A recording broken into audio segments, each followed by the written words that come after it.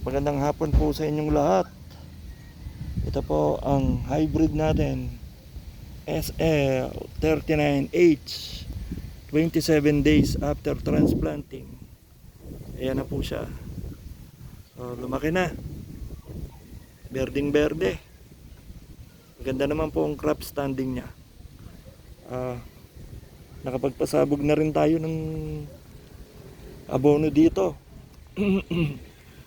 Triple 14 tsaka urea.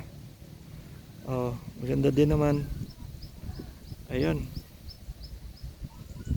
berdeng berde mga kaibigan.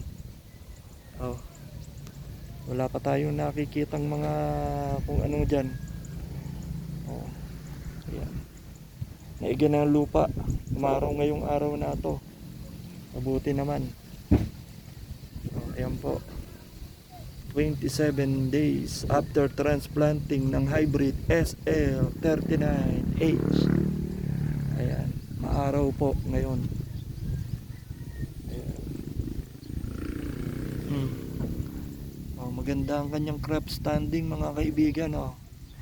Nag-Ohio, dalawa lang yung tinanim ko dito. Ngayon dumami na. Yung iba dito isa lang.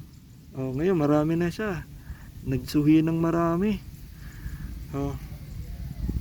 Ayan, lalo na dito sa gitna. Lampas na ng 1 foot ang kanyang height, ang kanyang laki. So malaki na siya. Ayan, mabuti naman.